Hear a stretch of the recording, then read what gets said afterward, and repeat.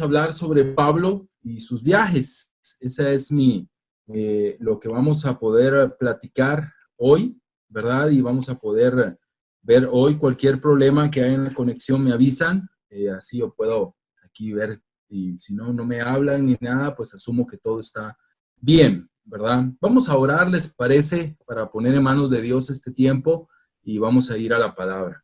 Padre que estás en el cielo, queremos darte gracias por la oportunidad de estar juntos, gracias por este privilegio de poder compartir en esta escuela bíblica. Señor, es un evento, Padre, que siempre nos ha inspirado, nos ha animado, nos ha ayudado y hoy pues queremos aprender de tu palabra, queremos inspirarnos también en los hombres, Señor, que están en ella, que tú usaste, y hoy, Padre, que me toca hablar sobre la misión, Padre, sobre el avance misionero de tu iglesia en el primer siglo.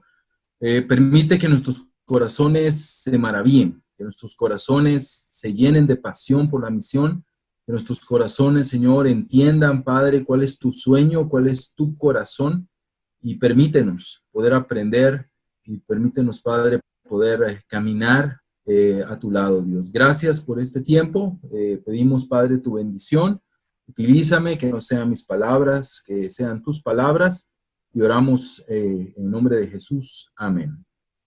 Ok, bueno, Pablo y sus viajes. Pablo y sus viajes. Entonces vamos a hablar un poquito sobre el tema, ¿verdad? De Pablo y sus viajes. Vamos a tener 4 secciones importantes en este tiempo. Vamos a tener algunos antecedentes. Vamos a ver el primer viaje misionero, el segundo viaje misionero y el tercer viaje misionero de Pablo, ¿verdad? Es lo que vamos a estudiar entre hoy y mañana. Vamos a poder repasar más bien, creo que es algo que hemos estudiado, hemos leído mucho, pero verlo en un panorama, ¿verdad? Como decimos aquí en Guatemala, verlo de una sentada, ¿verdad? Sentado a verlo todo de corrido nos ayuda mucho, nos va a inspirar mucho, nos va a animar muchísimo. Así que vamos a poder aprender bastante y sobre todo animarnos a ver la misión como el corazón de Dios. Vamos a empezar con los antecedentes. Antes de ir a la Biblia, pues obviamente vamos a utilizar el libro de los Hechos. Hay algo muy importante que necesitamos entender en cuanto a la escritura del libro de los Hechos. Sabemos que fue escrito por Lucas, ¿verdad? Y tiene algunos propósitos importantes. En la primera parte, pues relatar, por lo menos hasta el capítulo 12, el inicio de la iglesia. Y luego, a partir del capítulo 13, que es donde más vamos a estar hoy, a partir de hoy, hablar un poquito sobre Pablo, ¿verdad? Y está todo casi alrededor de Pablo. No es lo único que sucedió en la historia de la iglesia, ¿verdad? No es lo único que sucedió en la historia de la iglesia en ese tiempo. O sea, es lo que Lucas relató desde su perspectiva, mucha de ella estando él presente, ¿verdad? Pero no debemos de pensar que fue lo único que sucedió, ¿verdad? Y que todos los demás estaban en pausa y todos los reflectores están en Pablo. No, la iglesia se estaba moviendo en diferentes frentes, ¿verdad? En diferentes frentes, se estaba batallando en diferentes frentes, pero Dios decidió que esto fuera preservado a través de los escritos de Lucas. Entonces es lo que hoy tenemos, ¿verdad? Por eso Pablo brilla ahí como una estrella en toda la historia, pero no significa que el resto de apóstoles no estaba en sus labores, estaban definitivamente avanzando en sus frentes. Otro es que es que Lucas no está dando un tratado teológico, y esto es muy importante.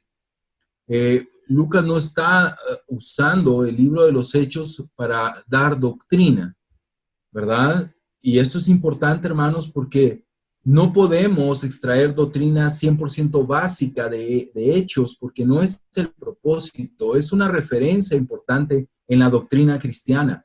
Pero las grandes doctrinas del cristianismo no nacen del libro de los Hechos, nacen de las cartas, de los evangelios, ¿verdad? Y del libro de los Hechos es un libro descriptivo. Lo que está haciendo Lucas es describir lo que él ve. Él está describiendo, él está escribiendo la historia, ¿verdad? Él está investigando, él está trabajando, ¿no?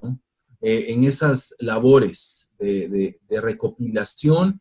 Él, a diferencia de los otros evangelistas, es un hombre que fue un investigador, ¿verdad? Él investigó, él tuvo entrevistas, preguntas, hizo bastante trabajo de campo para poder recopilar información, y es muy probable que tuvo que decidir qué incluir y qué no. La cantidad de información que Lucas pudo haber almacenado durante todos esos años ha de haber sido inmensa, ¿verdad? Y siendo él un médico, seguramente tenía mucha, tal vez los médicos en ese tiempo creo que sí tenían buena letra, ¿verdad? Era alguien bastante estudioso, meticulosos y ordenados en hacer categorías, ¿no? Entonces creo que Lucas tuvo que decidir qué incluir y qué no, ¿verdad? Entonces es un libro muy valioso porque a la perspectiva del Espíritu Santo, lo que hizo Lucas es lo que él fue guiado a hacer, ¿verdad? Entonces es muy importante esto, porque a veces como que esto no cuadra, ¿no? Es como esto, ¿por qué Lucas dijo esto y por qué no cuadra exactamente con lo que dijo el otro, ¿verdad? Hay situaciones ahí que no eran el propósito de Lucas explicar, ¿verdad? Entonces, por eso él no está dando explicaciones, sino está relatando, y esto es muy, muy importante. Y algunos de ustedes estuvieron cuando hablamos del Espíritu Santo en el libro de los Hechos hace 2 años, y gracias a ICES están las clases ahí en el canal de ICES en YouTube.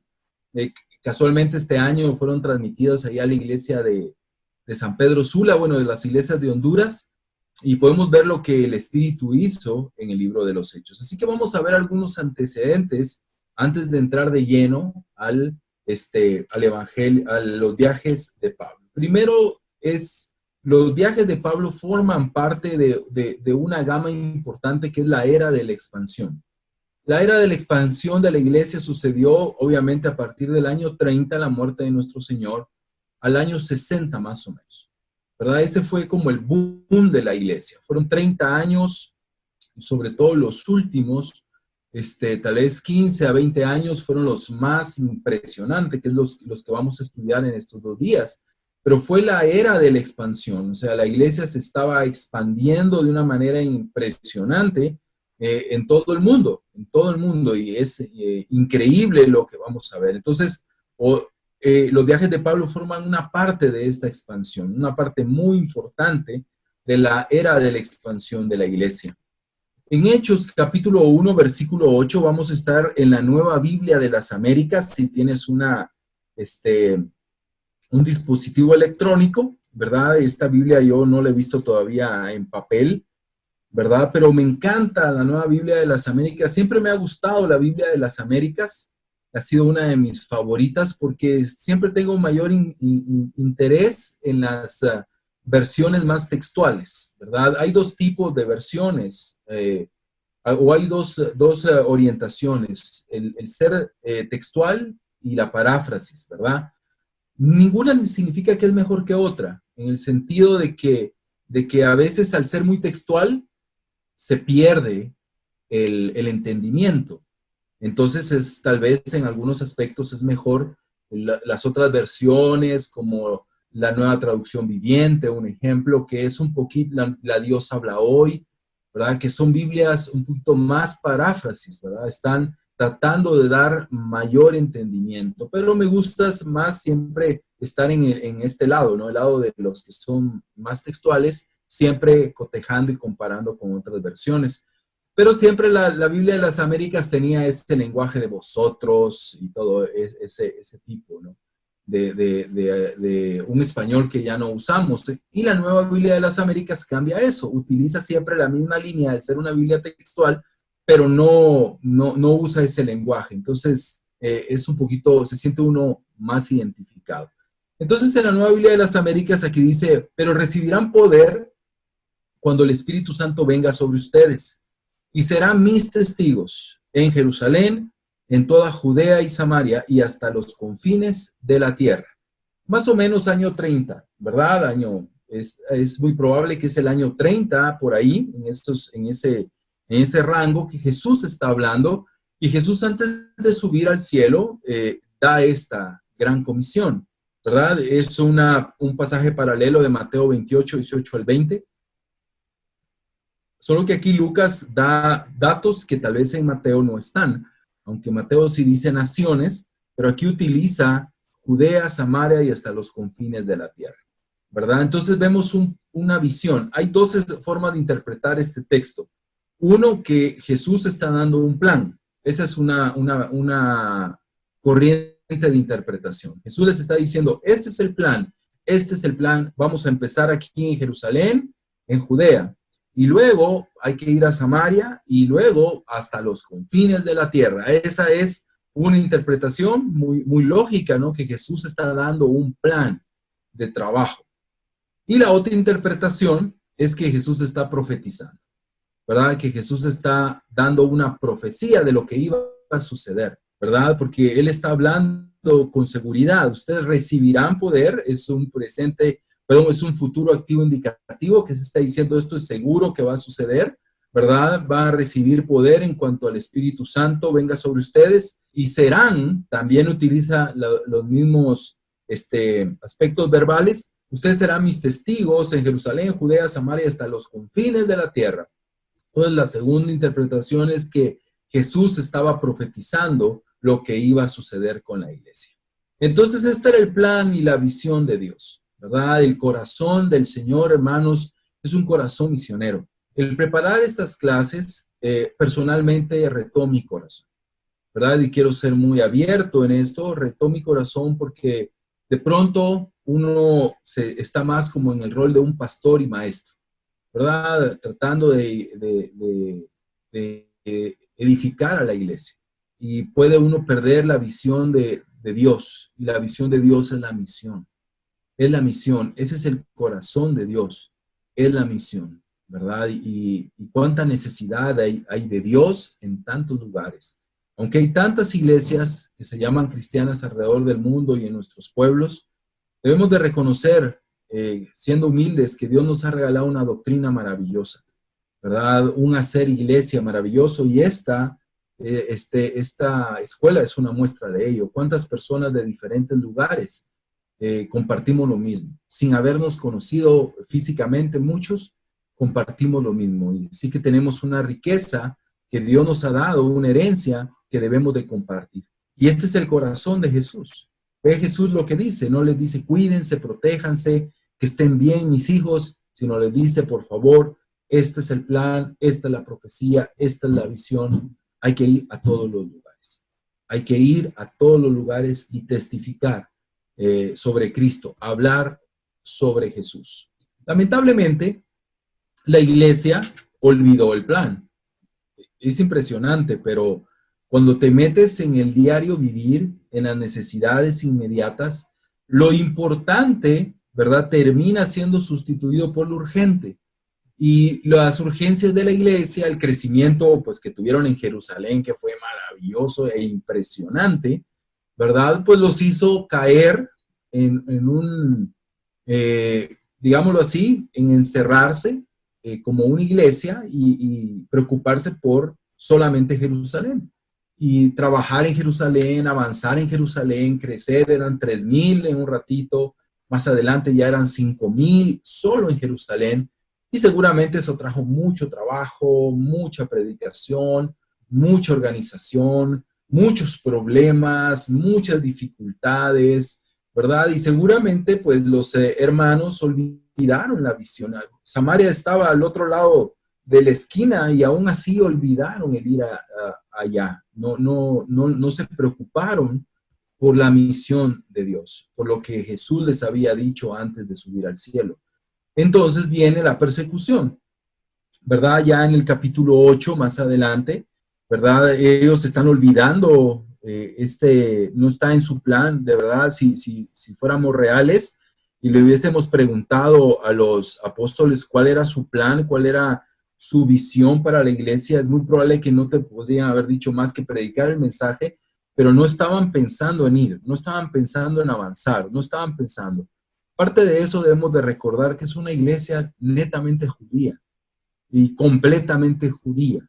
Y esta iglesia tenía sus bagajes espirituales, ¿verdad? Muy grandes, muy fuertes, que sí era un bloqueo para ellos pensar en que los samaritanos podían ser sus hermanos y mucho menos que los gentiles podían ser sus hermanos. Seguramente todo esto hacía que situaciones llegaran a su mente y a su corazón que no permitieran que ellos avanzaran realmente el reino como era requerido. Pensemos en nosotros. Vamos a ir siempre haciendo algunas pausas para nosotros analizar en nuestras propias congregaciones y nuestras propias visiones. ¿Quién de nosotros está pensando en ser misionero a estas alturas de la vida? ¿Verdad? ¿Quién está en su mente, en su plan? Yo quiero ser un misionero, ¿verdad? Quiero ir, quiero avanzar. En nuestras iglesias, aunque tenemos planes misioneros, muy pocas veces son prioritarios, ¿verdad? Hoy en día, porque hay tantas necesidades en nuestras congregaciones que terminamos, como les decía, cayendo en lo urgente y no en...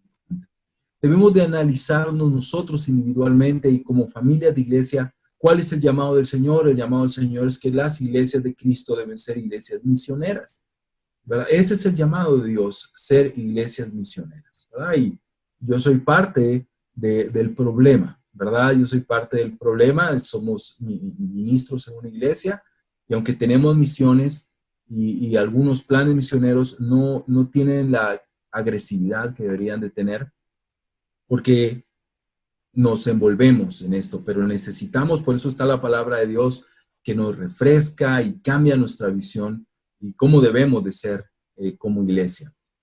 Entonces ellos olvidan y Dios pues los sacude, ¿verdad? Los sacude y viene una persecución, ¿verdad?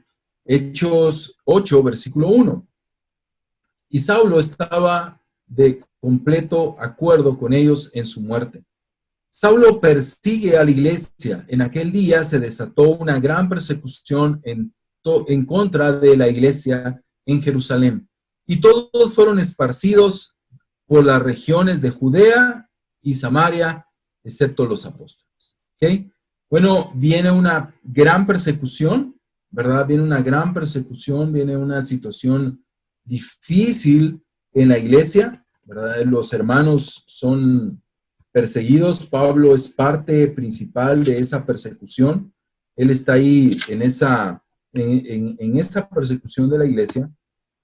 Entonces, ¿qué es lo que sucede? Vemos que la iglesia tiene que salir. La iglesia que estaba cada vez más preocupada por sí mismos, tiene que salir. Y empieza la primera expansión misionera. Como vemos, esto no fue ocasionado por un plan, no fue ocasionado por una idea, ¿verdad? Una estrategia. No dijeron los apóstoles, bueno, ya es el momento, ya aquí somos miles, vamos a hacer equipos misioneros, para nada. No estaba en lo más mínimo en su mente. Y hoy podríamos estar en una situación similar. De pronto Dios está mostrándonos que tal vez tener una gran iglesia que se reúne todos juntos el domingo, de pronto no es su plan. De pronto el poder expandir a nuestras ciudades, a cada rincón de nuestras ciudades el evangelio verdadero puede ser el plan. Entonces ellos tuvieron que salir, ¿verdad? Tuvieron que salir, tuvieron que correr, no les quedó más, ¿verdad? Que salir corriendo. Y cuando iban, pues dice, iban hablando de la palabra de Dios, iban hablando de la escritura, iban predicando, y van a Samaria, es donde primeramente llegan a Samaria y a Judea, y Samaria es el primer lugar no judío en recibir la palabra de Dios, como vemos en la escritura en el capítulo 8 y 9, con bastante escepticismo, a tal grado que tuvieron que mandar después apóstoles a verificar la obra de Felipe. Pero aquí vemos que Dios está cumpliendo el plan. Por eso tal vez creo que la interpretación de que Jesús estaba pensando proféticamente va más acertado. Porque vemos que al final Dios está usando la persecución para expandir el mensaje.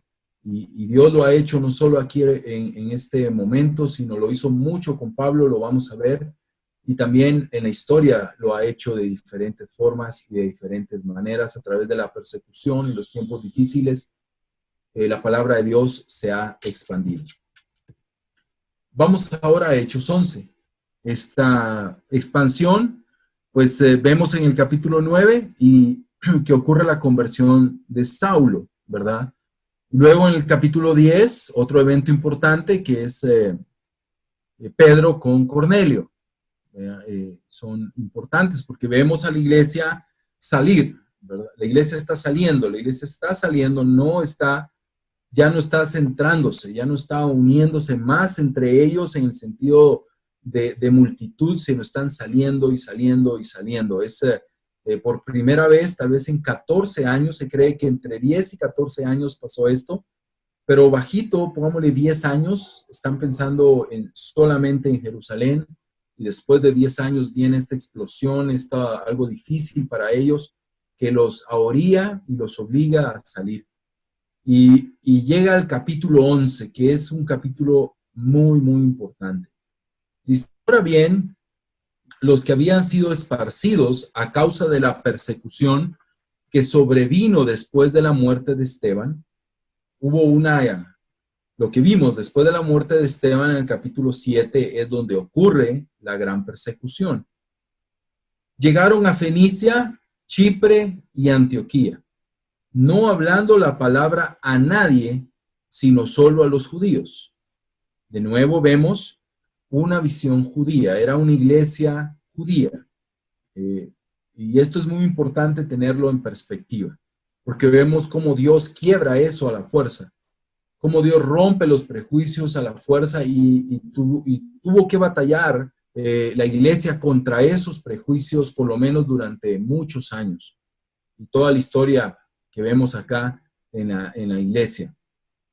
Pero había algunos, cuando usa la palabra algunos, ese es un pequeño número, ¿verdad? De ellos, hombres de Chipre y de Cirene, los cuales al llegar a Antioquía, hablaban también a los griegos, predicando el evangelio del Señor Jesús. La mano del Señor estaba con ellos, y gran número que creyó se convirtió al Señor. Entre los judíos que llegaron judíos que están acá y dice que son de Chipre y de Cirene.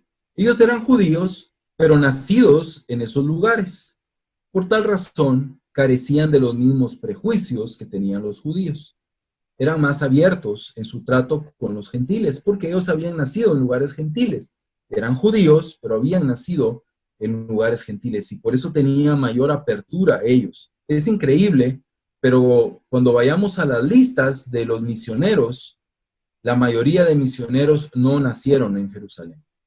La gran mayoría de misioneros nacieron fuera de Jerusalén, y eso hacía que ellos no tuvieran los mismos prejuicios que tenían los judíos de Jerusalén. Entonces estos de Chipre y de Cirene, los cuales dice que cuando llegaron a Antioquía, hablaron a los griegos, a los gentiles, predicando el evangelio del Señor. Versículo 21. La mano del Señor estaba con ellos, y gran número que creyó se convirtió al Señor.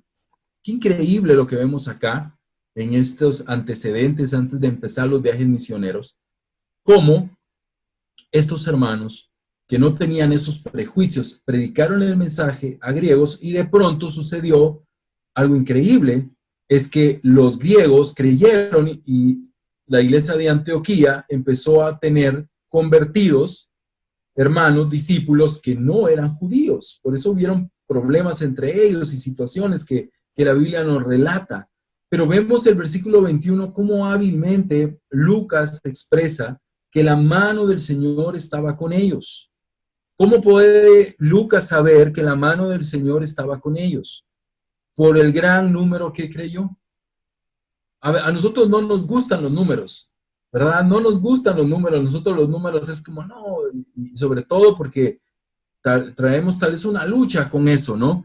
Pero aquí vemos que sin tal vez dar números para Lucas, en su percepción, es qué montón de personas, qué gran cantidad de personas se ha convertido la mano del Señor. La mano del Señor estaba con ellos. Es obvio, por la cantidad de personas, el gran número de personas que creyó en el Señor, creyó y se convirtió al Señor. Entonces esa es la perspectiva de Lucas y tal vez hoy podríamos ser más bíblicos y pensar, podría ser todavía una perspectiva para nosotros, pero fue en un momento y puede haber sido mal usado, pero debería de ser siempre un parámetro. Algo sano crece, algo sano se multiplica. Entonces es lo que vemos en la Escritura y vemos acá, en la perspectiva del escritor, es esta. Dios está bendiciendo porque está creciendo el ministerio. Y empieza algo importante en esta iglesia que es Antioquía. Antioquía se convierte en una iglesia muy importante, muy, muy importante. Entonces, aquí vemos estos antecedentes de todo lo que había pasado en estos años. Probablemente, como te decía, de 10 a 14 años pudo haber pasado todo esto hasta llegar a Antioquía más o menos. Ahí debe haber sido el rango de años, son bastantes años, la verdad, de olvidar el plan misionero del Señor, pero vemos que cuando empieza de una manera poderosa, una manera que ya no era posible detener, ya no era posible mantener el control, digamos, humano de esta situación. Ya es el Espíritu el que está avanzando en esto. Entonces vemos la importancia de la iglesia en Antioquía. Es una iglesia muy importante.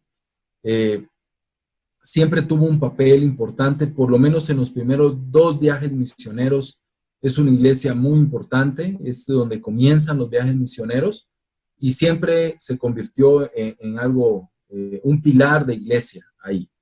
Entonces, como vimos en los versículos anteriores, no se sabe quién la fundó, no era una iglesia apostólica, no era una iglesia fundada por apóstoles. Los apóstoles, como vimos, ellos se quedaron en Jerusalén y la gente salió. No eran iglesias fundadas por apóstoles, no se sabe quiénes fueron los primeros que llegaron. Pudieron haber sido personas que se quedaron desde Pentecostés, porque hay personas de Chipre y Cirene. Es probable que desde ahí ellos se quedaron con la iglesia y hoy regresan más o menos a sus áreas y ahí empieza. Más o menos del 33 al 40 después de Cristo sucede todos estos acontecimientos que acabo de relatar y se convirtió Antioquía en la madre de todas las iglesias gentiles. Aquí inició todo, ¿no? ¿Verdad? Vemos que aquí inicia la expansión de la iglesia de una manera súper eficaz y poderosa. Vemos en la Escritura, en el capítulo 11, que aquí son llamados cristianos por primera vez. ¿Recuerdas ese pasaje? También aquí inicia la controversia entre gentiles y judíos. Aquí comienza las batallas, las peleas, la carta a los Gálatas. Pablo relata un evento que sucedió en Antioquía con Pedro. Y vemos personas que estuvieron involucrados con la iglesia en Antioquía: Pablo, Pedro, Bernabé, Tito, Juan Marcos, Judas Barsabás, Silas y también Lucas. O sea, personas muy importantes estuvieron siempre relacionados con la iglesia en Antioquía y se convirtió en la iglesia cristiana central a partir del año 44 después de Cristo. A partir de ese año, la iglesia en Antioquía se convirtió en el centro. Ya no fue Jerusalén, aunque los apóstoles se quedaron en Jerusalén, ya la iglesia central ya no fue la iglesia de Jerusalén, sino fue la iglesia en Antioquía, ¿verdad? Y esto es muy interesante para nosotros entender cómo cambia a partir ya del capítulo 11 la idea de lo que es la iglesia. Y esto lo vemos acá. Vamos a entrar al primer viaje misionero. Vamos a ir al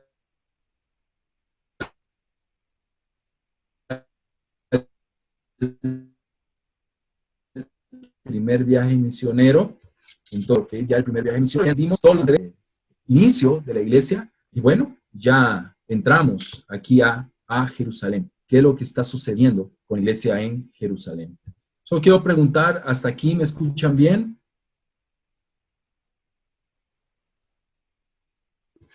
Sí, Pablo. Sí, Muchas Pablo. gracias. Gracias. Muchas gracias. Gracias. Está bien. Ok, bueno, gracias, muchas gracias. Vamos a ir a Romanos capítulo 1, versículo 16. Y dice la Escritura, porque no me avergüenzo del Evangelio, pues es el poder de Dios para la salvación de todo el que cree, del judío primeramente y también del griego. Aquí una escritura que es un pilar para el mundo cristiano, esta escritura, este versículo es un versículo central, es el no avergonzarnos del Evangelio, es lo que Pablo siente en su corazón, es poder de Dios. El Evangelio es poder de Dios para la salvación. Es una escritura que debemos de memorizar.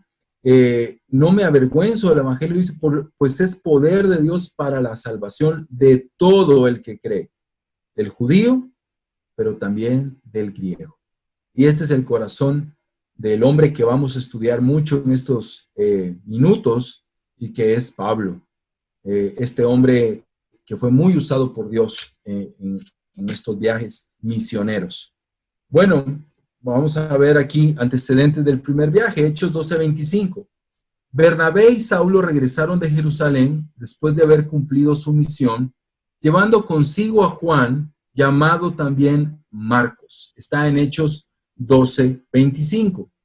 Vemos acá, ¿verdad? Que Pablo regresa con Bernabé después de estar con la iglesia ahí en Jerusalén. Y algo que podemos ver y que necesitamos ahí observar, primero es el orden de los nombres, ¿verdad? El orden de los nombres los podemos ver ahorita acá. El orden de los nombres está Bernabé y Saulo.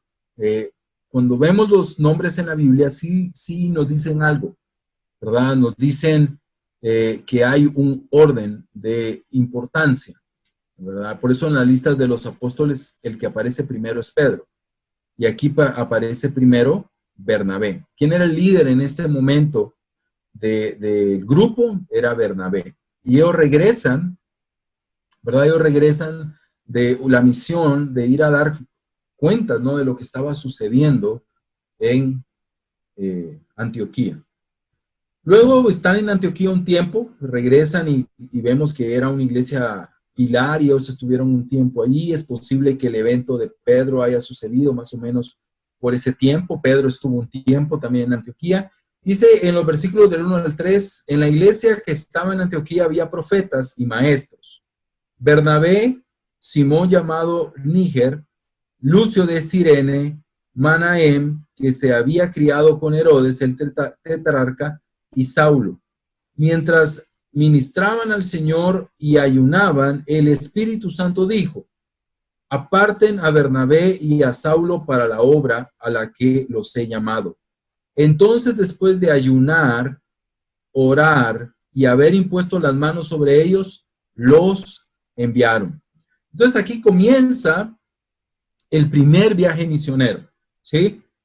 Están Bernabé y Saulo, vemos de nuevo el orden de los nombres. Bernabé y Saulo son apartados por el Espíritu. ¿Cómo lo hizo el Espíritu? Vemos que en la iglesia había profetas, de pronto uno de los profetas recibió, en este tiempo estaba el don de la profecía pues, activo, y el profeta expresa y dice, bueno, el Espíritu Santo dice que hay que apartar a Bernabé y a Saulo para la obra que los he llamado, para la obra misionera. Ayunan, oran y les imponen las manos, ¿verdad? La imposición de manos tenía un significado muy profundo. No solamente era un significado, como hoy se ve en las iglesias evangélicas, como solamente algo de autoridad, sino más bien era algo de responsabilidad y de soporte. La iglesia es la que impone las manos, ¿verdad? Seguramente representada por su liderazgo, y significa que ellos estaban respaldando totalmente y estaban de acuerdo en la misión. Ellos están siendo copartícipes y responsables de ese trabajo misionero y están totalmente de acuerdo en lo que el Espíritu les está diciendo. Eso es lo que significa la imposición de manos. Entonces, la iglesia respalda total y completamente a los misioneros. En este caso, mira qué gran equipo misionero. Solo Bernabé y Saulo empiezan su labor misionera. y aquí comienza el primer viaje. Así que vamos a ver un mapa. Aquí vemos el primer viaje misionero. Trata de marcarlo en tu mente. Al finalizar el día de mañana, yo les voy a entregar la presentación en el chat para que ustedes puedan tener todas las imágenes y las escrituras. Pero bueno, empieza todo en Antioquía. Ahí es donde comienza. Pero les decía que lo pongan en su mente porque se van a dar cuenta cómo cada viaje misionero va siendo más grande y va siendo más grande, ¿no? Cómo iban avanzando más, seguramente por el poder del Espíritu, pero también por la experiencia que adquirieron con los años. Entonces vamos a ir al versículo 4. Ellos pues, enviados por el Espíritu Santo, de nuevo vemos la figura del Espíritu Santo, descendieron a Seleucía y de ahí se embarcaron para Chipre. Al llegar a Salamina, proclamaban la palabra de Dios en las sinagogas de los judíos y tenían también a Juan de ayudante, es Juan Marcos.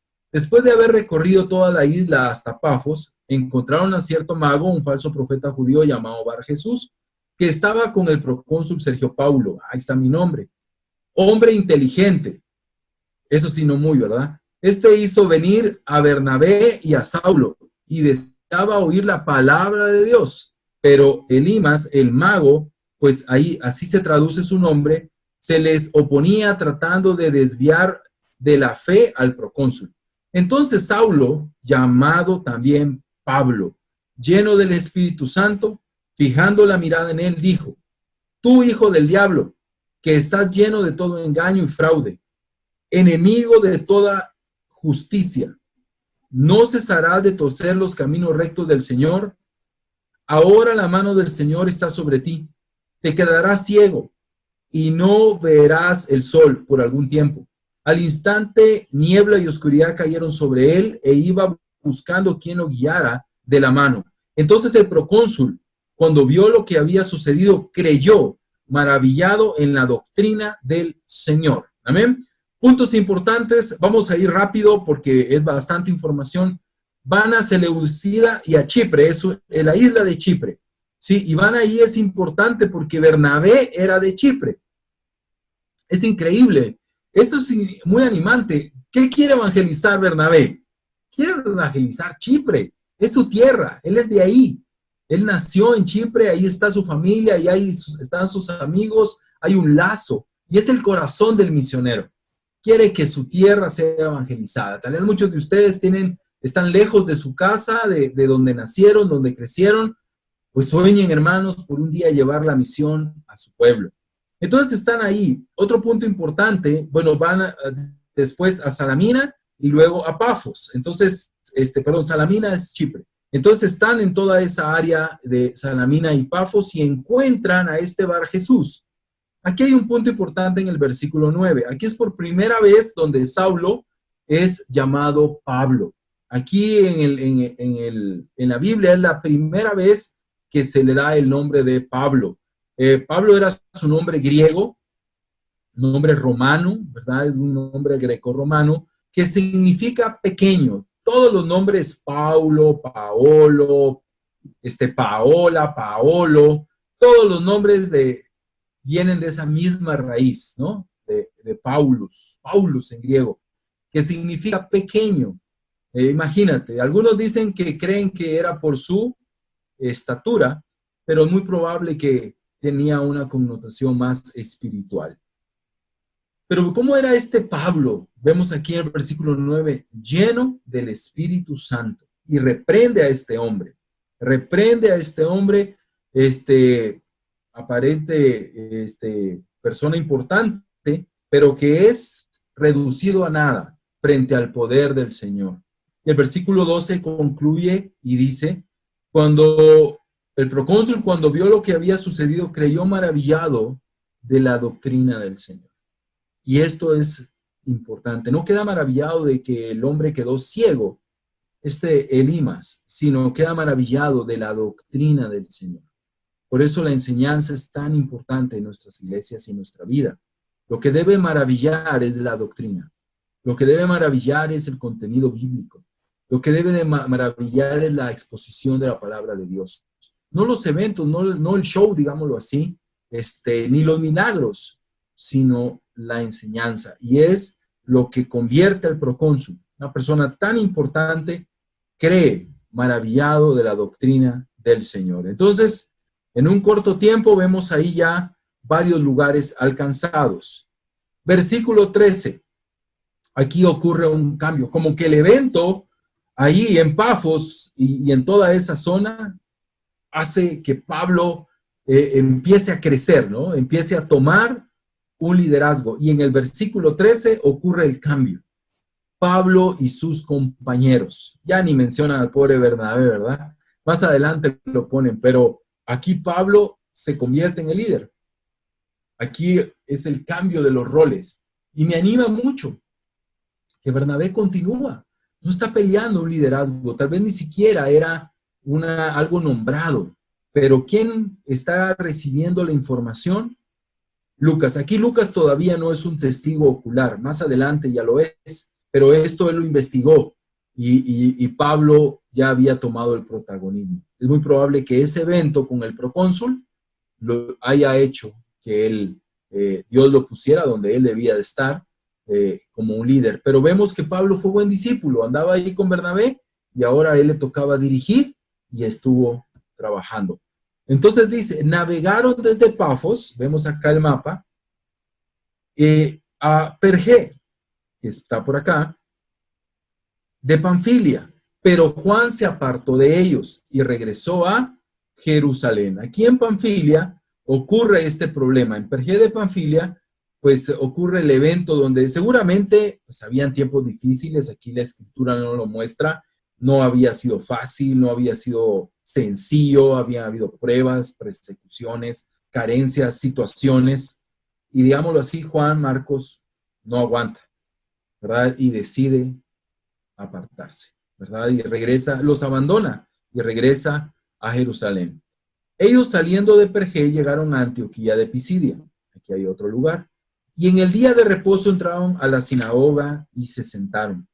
Después de la lectura de la ley y los profetas, los oficiales de la sinagoga les mandaron a decir, hermanos, si tienen alguna palabra de exhortación para el pueblo, hablen. Este era básicamente la estrategia de Pablo casi en cada lugar que él llegaba. Estaba leyendo un comentarista y expresaba que más allá que una estrategia, era más un deseo del corazón de Pablo.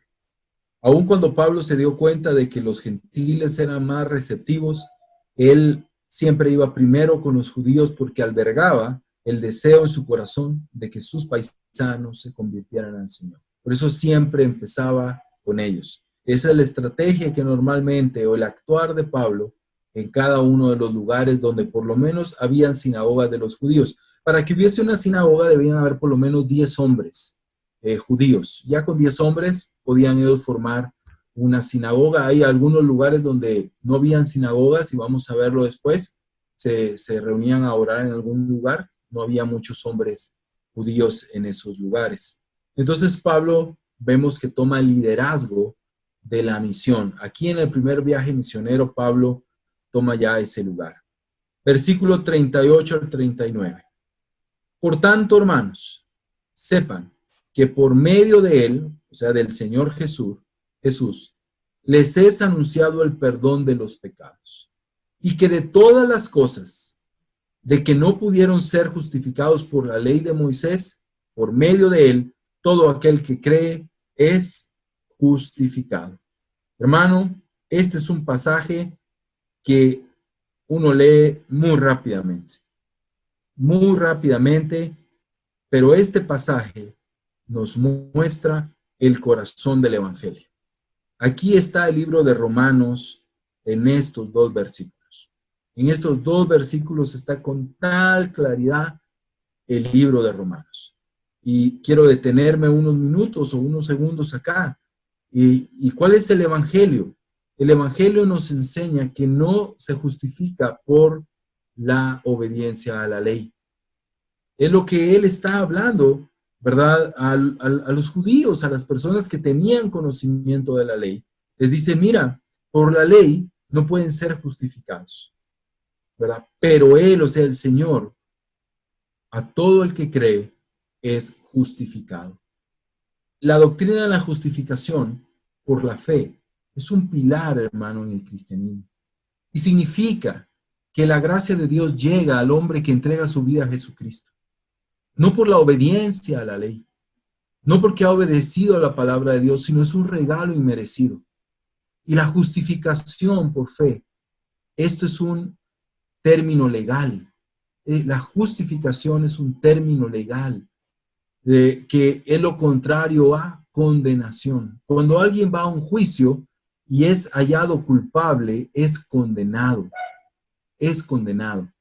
Y este término de justificación significa, hermano, que tú fuiste a un juicio y en lugar de ser hallado culpable, fuiste por gracia, hallado justo, como que nunca hubieras pecado. Por eso el versículo 38 dice, en él se anuncia el perdón de los pecados.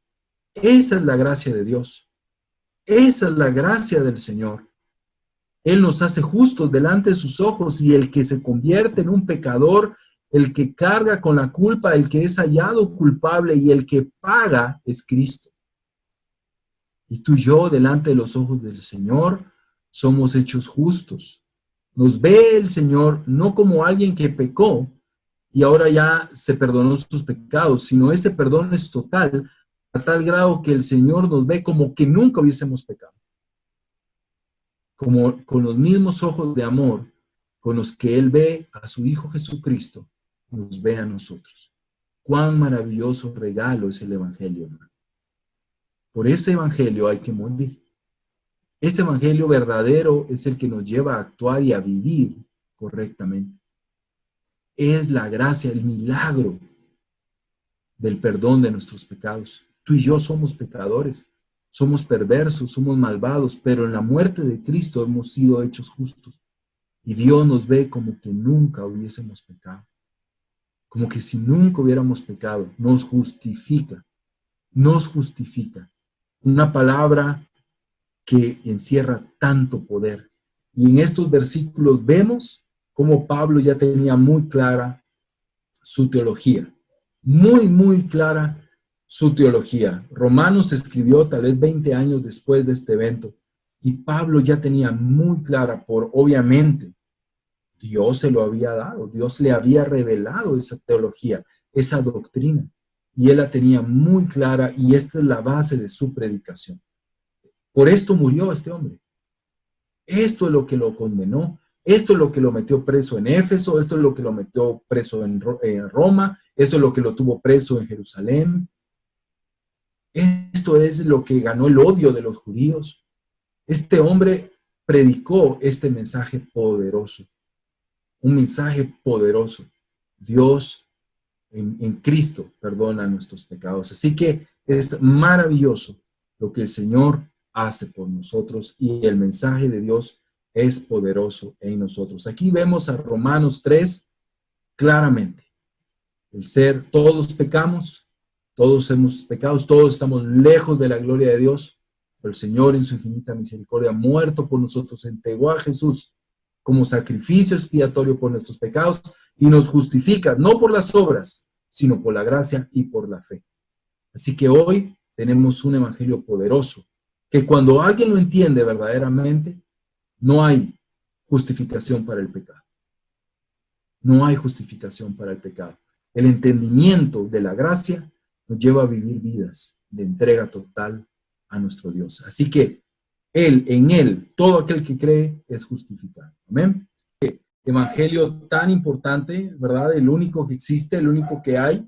Y este es el verdadero evangelio. Por eso Pablo en Gálatas expresa, no es que haya otro evangelio, ¿verdad? Este es el evangelio, el único que existe, ¿verdad? Vamos a continuar. Capítulo 13, del 48 al 52. Pablo habla de que este evangelio es para todos, ¿verdad? Y que también es para los gentiles. Y mira la respuesta. Oyendo esto, los gentiles se regocijaron y glorificaban la palabra del Señor.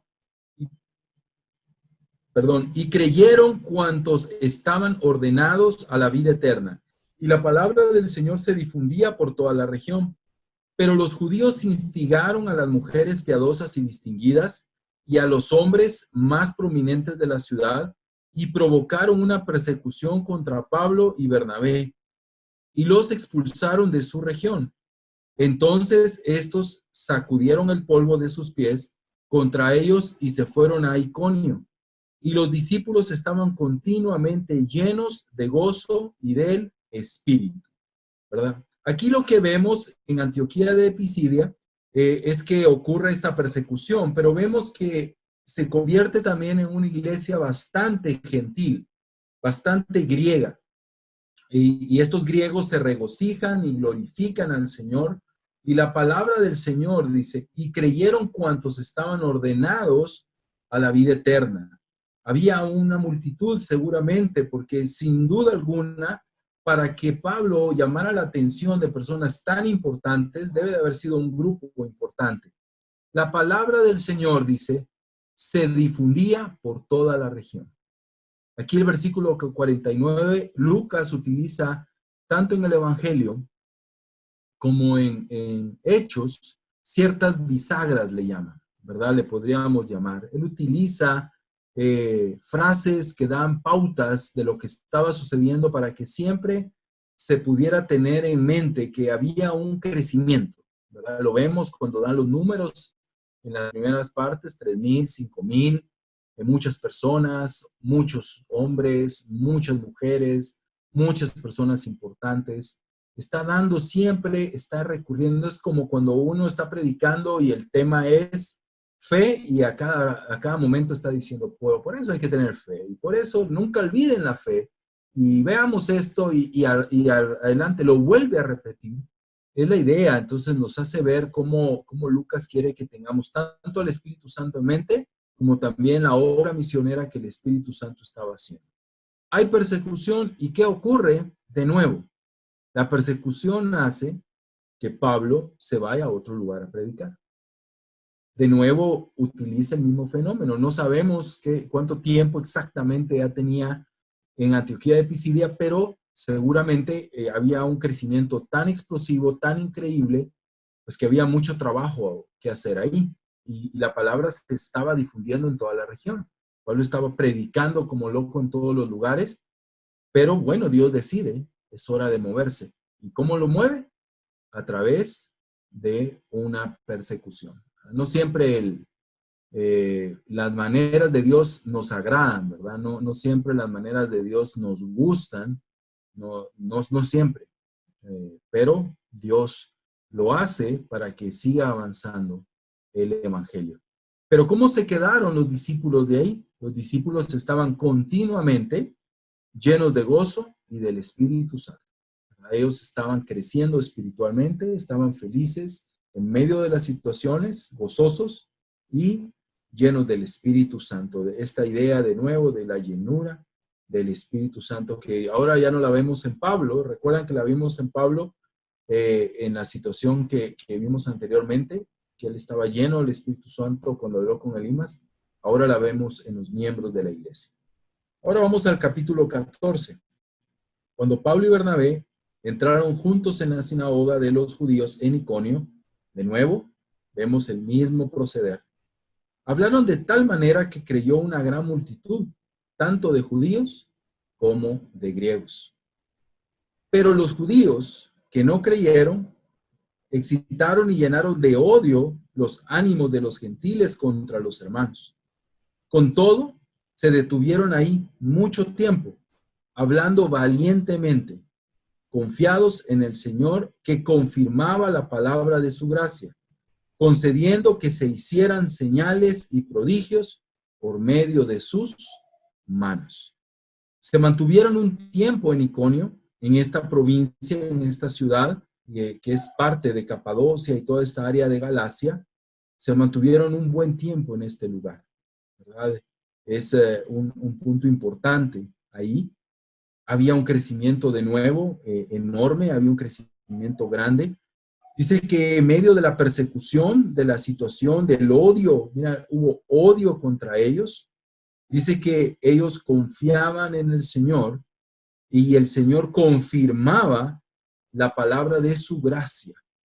Mira, la palabra de su gracia. aquí Lucas nos está dando las ideas de qué es lo que están ellos predicando, qué es lo que ellos están diciendo, por qué los judíos se molestan tanto. Si vemos en el versículo 50 del capítulo 13, ¿quiénes son? Son los judíos. Son los judíos los que inician la instigación. ¿Qué vemos de nuevo aquí en Iconio? ¿Verdad? Que los que no creyeron, los judíos que no creyeron, excitaron y llenaron de odio los ánimos de los gentiles. ¿De dónde venía la persecución? De los judíos, porque les estallaba ese mensaje. Ellos querían un mensaje que exaltara la ley, que llevara a las personas a la circuncisión, a la obediencia de la ley, a la obediencia de las reglas, como medios de salvación, hermano. No, porque todos debemos de ser obedientes a la palabra de Dios, amén, pero no como un medio de salvación. La gracia es la salvación, pero nuestra obediencia es muestra de que hemos entendido la gracia y que hemos entendido el verdadero mensaje del Señor. Aquí vemos un asunto importante que es las señales y prodigios. En esta zona, estando Pablo y Bernabé ahí, vemos que el Señor confirmaba su mensaje con ellos como a través de señales. Entonces, habían esas medios que Dios usaba, ¿verdad? Esas manifestaciones que confirmaban su mensaje. ¿Para qué servían esas manifestaciones? Aquí lo vemos bien claro. Para confirmar la palabra de Dios. Confirmaba la palabra de su gracia. Hoy vemos lugares donde dice que hacen esto, pero lo que menos hay es predicación. No están confirmando nada. Y aquí vemos que las señales y los prodigios tenían un fin, y es confirmar el mensaje de Dios. Entonces vemos cómo ha ido avanzando. Y estos puntos son importantes que los vamos resaltando, porque a través de la lectura uno las pasa a veces por alto y las lee rápido, pero aquí vemos elementos que estaban dando forma a una iglesia primitiva, que no estaba muy clara de muchas cosas, ¿no? De cómo debían de formar, cómo debían de hacer una iglesia. Iban ahí creciendo, pero siempre el Espíritu estaba confirmando, guiándolos y ayudándolos. Vamos a continuar. 14, del 6 al 7.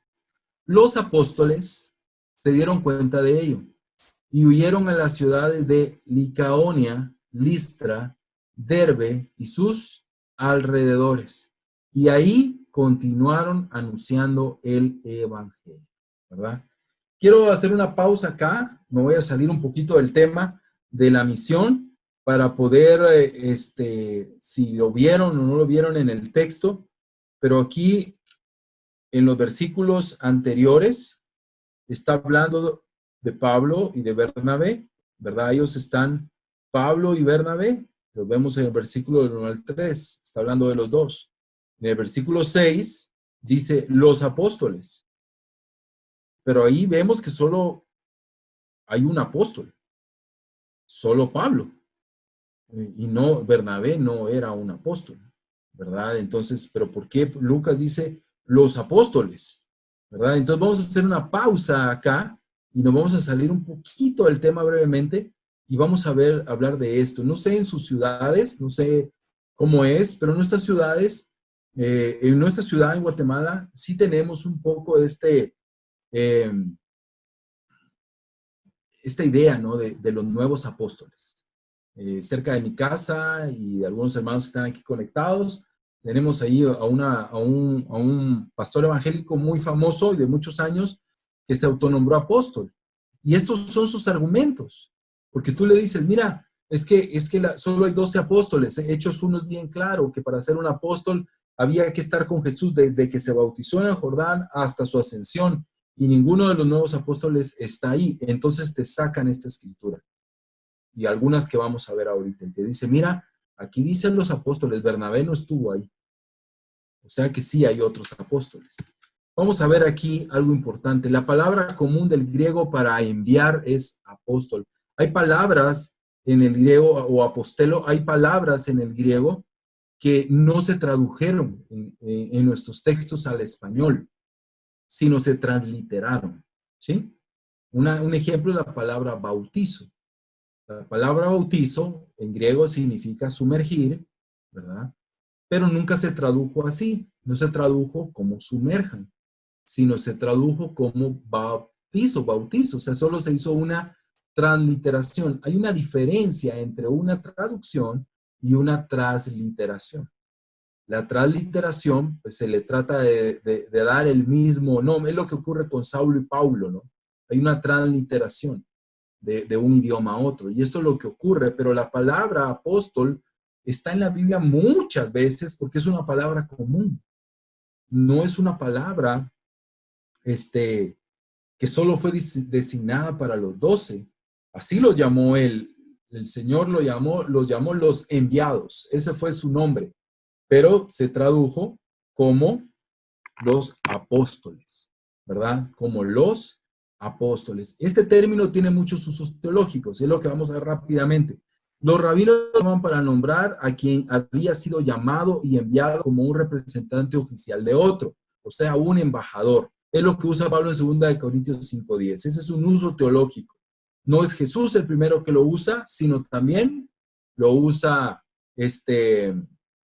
lo usaban también los judíos.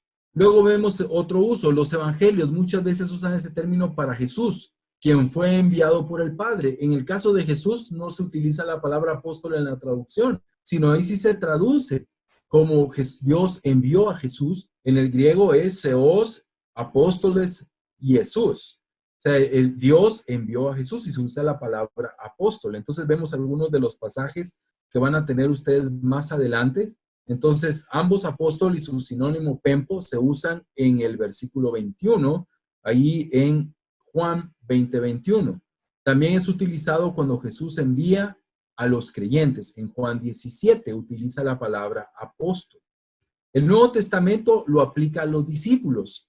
Hay varios discípulos que tienen el nombre apóstol, ¿verdad? El círculo de confianza de los 12 primeros discípulos escogidos, ¿verdad? Ahí están Marcos, Lucas y Hechos.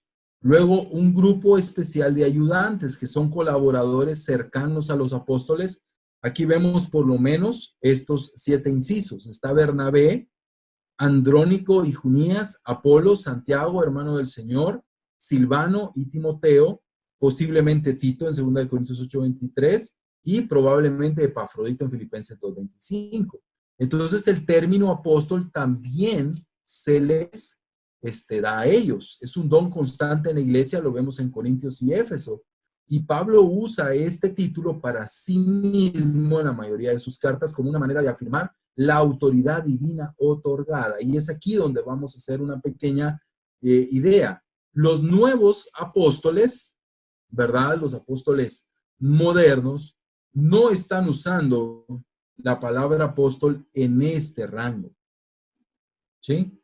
En este uso teológico. La están usando en este uso teológico, en el uso de la autoridad. Pablo era un apóstol, por eso Pablo dice, yo soy el más pequeño de los apóstoles. ¿De qué está hablando? Digámoslo así, aunque no lo diferencia el texto, pero pareciera que hay apóstoles con A mayúscula y apóstoles con A minúscula. Los apóstoles con A mayúscula son los 12 y Pablo, ¿sí? Ellos son los apóstoles y a Pablo cómo le costó fuera ser reconocido. Vemos 2 Corintios. Él está luchando por que reconozcan su apostolado. Sí, vemos eso ahí claramente. Entonces son esos apóstoles con A mayúscula. Y hay otros apóstoles, otros enviados con A minúscula. Y este término se podría dar a cualquier misionero. El término es un apóstol porque es enviado a predicar el mensaje. Pero estos nuevos apóstoles no son verdaderos, hermano, porque ellos están usando el término apóstol para poder dar a entender que ellos tienen una autoridad apostólica. Es lo mismo que el Papa, ¿verdad? El Papa es su nombre, su título es Padre Apostólico. Entonces, él es el apóstol ahí. Es la autoridad, es la cabeza. Y esa es la idea de esos nuevos disque apóstoles. Entonces, debemos de no confundirnos. Aquí el término que está usando Lucas para poder hablar de los apóstoles, está hablando de un término básico, enviados. Y los enviados se dieron cuenta, ¿verdad? Los misioneros se dieron cuenta, se dan cuenta que el término misionero tal vez no existía tan claramente ahí, no existía como nosotros los llamamos los misioneros, eran los enviados. Ese era el término que ellos usaban. Y quería hacer esa pausa porque creo que ese ministerio apostólico es antibíblico, es una burla, ¿verdad? Es dado y utilizado de una manera totalmente incorrecta, daña a las iglesias, daña a las personas, eleva la autoridad del disque apóstol al nivel de la palabra de Dios y nadie puede discutir con él porque él es el apóstol. Y para nada es la idea bíblica de lo que es un verdadero apóstol. Entonces, vemos que más la idea de esos apóstoles con una mayúscula es lo que vemos en la Biblia y creemos que lo que dice Efesios 4:11, los 5 ministerios, profetas, apóstoles, pastores, maestros y evangelistas, apóstoles y profetas fueron la punta de lanza, fueron quienes fueron el fundamento de la iglesia, lo dice Efesios 2, pero esos ministerios, después de que la palabra de Dios se completó, no son necesarios.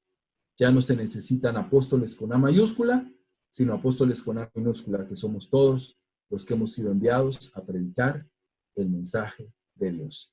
Entonces aquí vemos Licaonia, Listra, Derbe y sus alrededores. O sea, diciendo hay más lugares que ellos estuvieron predicando. Y el versículo 7, ahí continuaron anunciando el evangelio. Había muy clara la misión. Versículo 21 al 23. Después de anunciar el evangelio en aquella ciudad y de hacer muchos discípulos, mira, de nuevo la bisagra. Ahí viene esa bisagrita que está siempre dando la idea. Aquí había un movimiento que está creciendo, un movimiento que se está expandiendo. Volvieron a Listra y a Iconio, hubo un retorno, ¿verdad? Y a Antioquía, ¿sí? Fortaleciendo los ánimos de los discípulos, exhortándolos a que perseveraran en la fe y diciendo, es necesario que a través de muchas tribulaciones entremos en el reino de Dios. Después que les designaron ancianos en cada iglesia, habiendo orado con ayunos, los encomendaron al Señor en quien habían creído. Pablo empieza un retorno, ¿verdad? Aquí hay un regreso, si lo pueden ver en las flechitas, hay un regreso. Prácticamente la misión pareciera que termina en Derbe, pero la misión continúa, regresando a algunas de las iglesias, a Listra, a Iconio y a Antioquía de Pisidia. Son las iglesias que regresan para poder fortalecer a los hermanos. ¿Y qué ven Pablo y Bernabé ahí?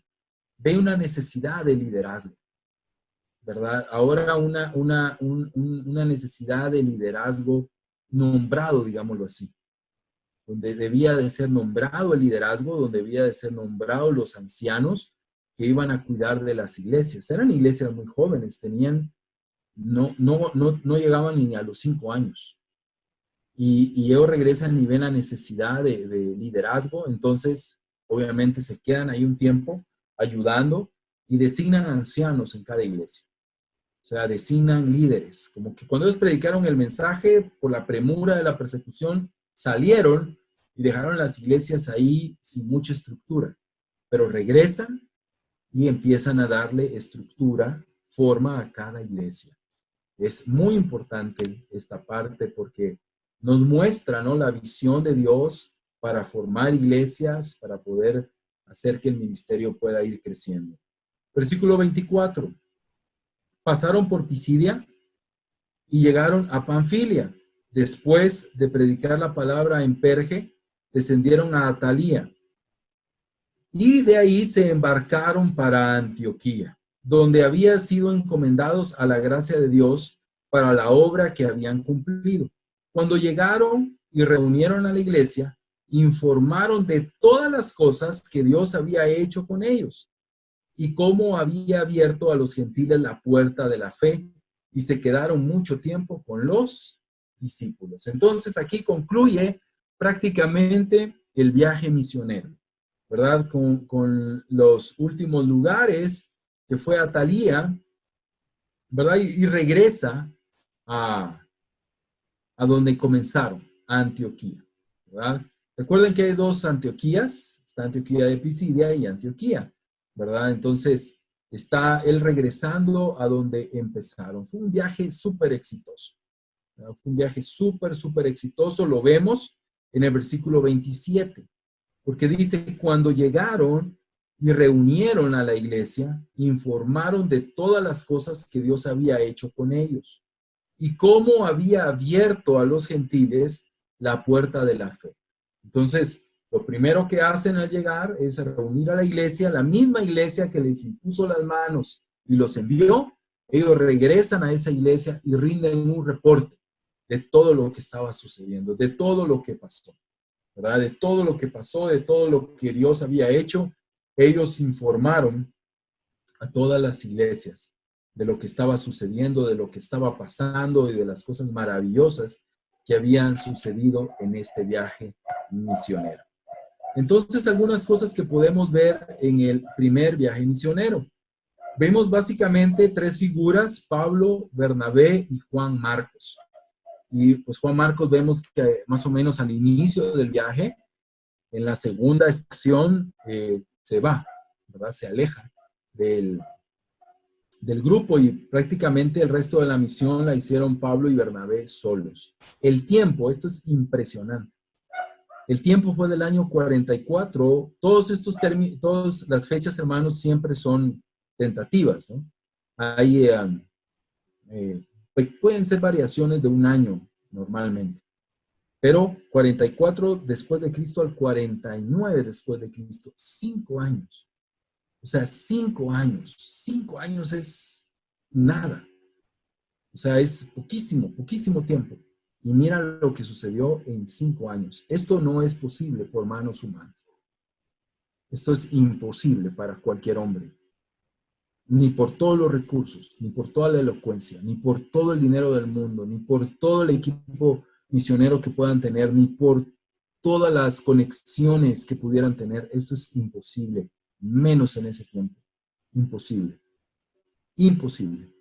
Pero ellos en 5 años hicieron el primer viaje misionero. Es impresionante. Uno lee y puede pensar que pasaron añales, pero no, fue un tiempo bien corto, en 5 años de ida y de regreso. O sea que estuvieron muy poco tiempo en cada uno de los lugares, pero Dios los usó. Ciudades, por lo menos 9, pero hubieron más seguramente, porque utiliza Lucas el término alrededores varias veces, ¿no? El término alrededores, que significa que otras ciudades, otros pueblos, otros lugares, tal vez no tan céntricos, no tan pilares como una ciudad, también fueron evangelizados por ellos, ¿no? Y más lo que hicieron los hermanos, más los que hicieron los discípulos, pues era impresionante lo que estaba sucediendo. Entonces, el crecimiento de cientos a miles de discípulos. Eso es lo que sucedió en esos 5 años, desde Antioquía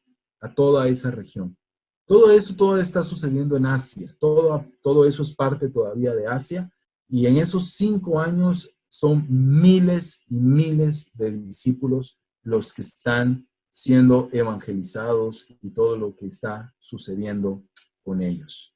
Entonces sucede algo con lo que vamos a concluir hoy, y está en Hechos capítulo 15. Voy a leerlo, no está en pantalla. El versículo 1 dice: algunos que llegaron de Judea enseñaban a los hermanos: si no se circuncidan conforme al rito de Moisés, no pueden ser salvos. Mira lo que ellos predicaban. No era el evangelio de la gracia, ¿verdad? Era otra cosa, totalmente diferente. Como Pablo y Bernabé tuvieron gran disensión y debate con ellos, los hermanos determinaron que Pablo y Bernabé y algunos otros de ellos subieran a Jerusalén, a los apóstoles y a los ancianos, para tratar esta cuestión. Entonces, eso es lo que sucede. Llegan, Antioquía estaba, como vimos, ya era una iglesia más gentil que judía, llegan estos judíos, estos que eran llamados, el término que se les da es judaizantes, eran cristianos, ¿verdad? Que andaban por todos lados alborotando, ¿no? Tienen que circuncidarse, tienen que obedecer la ley. Entonces llegan a Antioquía, seguramente eran personas importantes porque fueron recibidos, tenían pues alguna elocuencia, seguramente, eran preparados y de pronto pues venían también, como vemos acá, dice, venían de Judea, venían de una iglesia muy central. Entonces Pablo y Bernabé no se quedan quietos y empiezan a batallar contra ellos. Hubo gran disensión, dice ahí, hubo debate, o sea, hubo pelea, ¿verdad? Hubo pelea.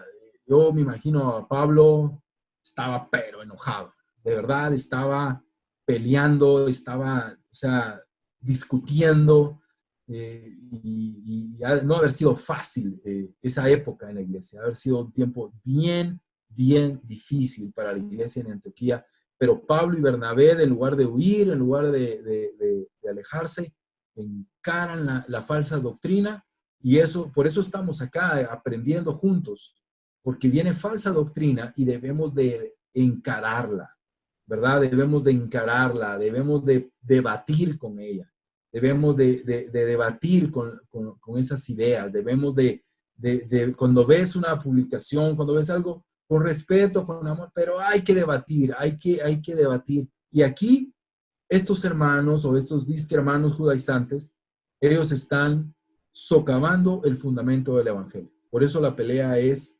encarnecida. No es algo trivial. No están diciendo si usamos instrumentos o no. No es esa la pelea. Si aplaudimos o no.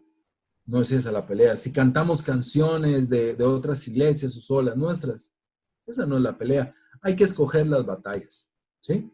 Hay que escoger las batallas. Si te pones tu avatar o no, ¿verdad? Ahora es la nueva batalla, ¿sí? Entonces, ¿qué es? Estaban socavando la base del cristianismo. Eso es lo que estaban socavando. La base del cristianismo. Por eso la pelea es dura. ¿Y qué hacen? ¿Verdad? ¿Qué hace la iglesia? Dice, ¿qué hace la iglesia? ¿Qué hace? Algunos otros de ellos, dice la escritura, los hermanos determinaron. No fue idea de Pablo, no fue idea de Bernabé ir a Jerusalén. Fue idea de los hermanos, y luego vemos también cómo Pablo y Bernabé se sometían también a las direcciones de los hermanos, de la iglesia. Eran humildes. Ellos podían decir, lo que menos quiero es ir a Jerusalén, si de ahí vienen estas ideas. Si de ahí vienen. Pero no, ellos obedecieron. Ellos obedecieron y se fueron a Jerusalén. Versículo 3. Así que, siendo enviados por la iglesia, pasaron por Fenicia y Samaria, relatando detalladamente la conversión de los gentiles. Es donde iban, predicaban, y causaban gran gozo a todos los hermanos. Cuando llegaron a Jerusalén, fueron recibidos por la iglesia, los apóstoles y los ancianos, e informaron de todo lo que Dios había hecho con ellos. Pero algunos de la secta de los fariseos que habían creído se levantaron diciendo, es necesario circuncidarse y mandarles que guarden la ley de Moisés. Sigue la batalla en Jerusalén, ¿verdad? Sigue la batalla en Jerusalén, sigue la pelea en Jerusalén, pero vemos dos figuras importantes en Jerusalén que ayudan para que esto se pueda ir solventando, aunque fue una batalla hasta la muerte de Pablo, ¿verdad? Y agradecemos la batalla, la verdad, porque gracias a esa batalla tenemos muchas de las cartas, tenemos muchas de las situaciones que Pablo tuvo que enfrentar, y que gracias a ella, pues hoy tenemos la palabra de Dios también, como la tenemos. Vemos que entró Santiago y Pedro a poder ayudar.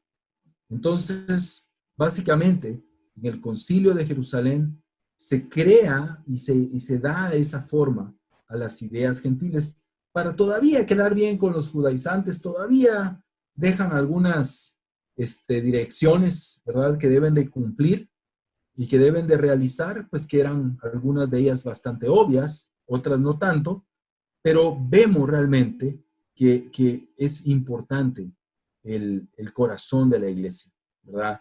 Es importante el corazón de la iglesia misionera.